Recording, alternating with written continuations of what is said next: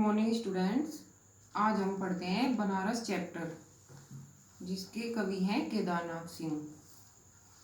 इस चैप्टर में कवि केदारनाथ सिंह ने बनारस की प्राचीन संस्कृति, उसकी संस्कृति एवं गरिमा के साथ आधुनिकता का भी समावेश किया है। उसमें गंगा के तट का वर्णन, उसके किनारे बैठे बंदरों का वर्णन, वहाँ के पत्थर, वहाँ पर जो उसकी संस्कृति आज भी वही की गई है, जो पहले थे प्राचीन काल में, आज भी इसके मूल्य जो है, जो संस्कृति है, आज भी वही है। इस चैप्टर में बनारस का स्वाभाविक चित्रण किया गया है।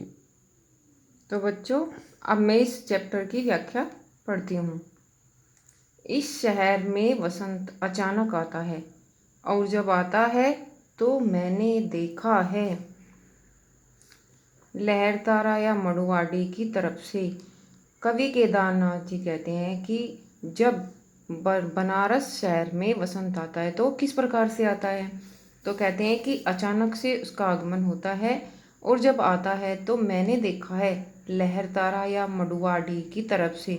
मड़ुवाडी जो है वो बनारस के एक मोहल्ले का नाम है, कि वो जब बसंत आता है तो मड़ुवाडी मोहल्ले की तरफ से उठकर आता है। उठता है धूल का एक बवंडर, और धूल एक अंधेड़ सी उठकर आती है उस मोहल्ले की तरफ से। एक अंधेड़ चलती हुई सी दिखाई देती है, और इस महान पुराने शहर की जीभ किरकिराने लगती है। और जब वो बवंडर आता है, आंधी तूफान आते हैं, तो ऐसा लगता है कि ये जो प्राचीन बनारस शहर है, बसंत आने से उसके सभी के जो लोग हैं वहाँ पर, उन सब के दांत किरकिराने लगे हैं या किरकिरे हो गए हैं। जो है वह सुख भुगाता है। अभी जो जीवित है उसमें क्या होने लगती है, उसमें सुख भुगाहट होने लगती है, उसमें क्रिया होने लगती है। और जो नहीं है वह फेंकने लगता है पचखियाँ। और जो अस्तित्व में नहीं है, जो वहाँ पर नहीं है, वह अपनी अंकुरित होने लगता है, उसका अंकुरन होने लगता है। जगह जगह फूल पत्तियाँ, आम पर बोर आ जाते हैं, और जो ज़मीन पर में बीज पड़े होते हैं उनमें अंकुरन पैदा होने लगता है। आदमी दशा अश्वमेध पर जाता है और पाता है घाट का आखिरी पत्थर। अब कवि कहते हैं कि लोग उमंग और उत्साह से भर जाते हैं। जब वसंत का आगमन आता है, फागुनी हवा चलती है, तो लोगों में एक अलग प्रकार का उत्साह भर जाता है।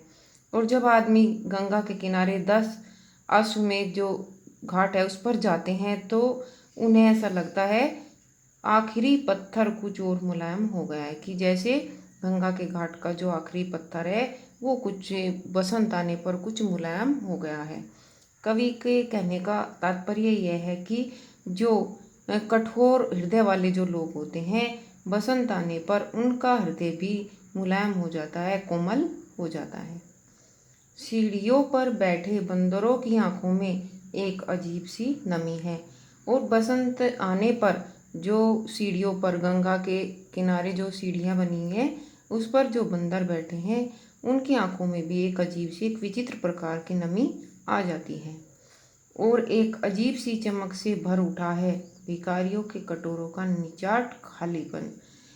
अब कवि कहते हैं कि जब वसंत आता है तो लोग घूमने आने लगते हैं, बनारस शहर को देखने आने लगते हैं। तो जो भिखारी होते हैं, जो उनके कटोरे खाली होते हैं, तो अब उन्हें लगने लगता है कि हमारे जो कटोरे हैं उनमें कुछ आएगा, लोग आएंगे और हमें भिक्षा देंगे। तो उनका जो खालीपन है वो भी अब उन्हें, उनके अंदर भी एक आशा जगाता है, उनके अंदर भी एक उत्साह आ जाता है। तुमने कभी देखा है खाली कटोरों में वसंत का उतरना? अब क्या तुमने कभी, क्या खाली कटोरों में कोई वसंत थोड़ा ही ना उतरता है? क्या तुमने कभी वसंत को उतरते हुए देखा है? कवि का कहने का तात्पर्य ये है कि जब खाली कटोरे होते हैं, भिखारी जब भीख मांगने के लिए खड़े होते हैं, उनके कटोरे खाली रहते हैं तब, लेकिन वसंत आने पर जब वहाँ पर लोग घूमने आते हैं, सब दूर दूर से आते हैं, तो उनके कटोरों में पैसे आते हैं, तो उनके अंदर भी एक उमंग और उत्साह आ जाता है कि अब हमारे कटोरों में भी पैसे आएंगे, हमारे भी इसमें आमदनी होगी। यह शहर इसी तरह खुलता है। ये बनारस जो शहर है इसी तरह इसकी दिनचर्या का प्रारंभ होता है।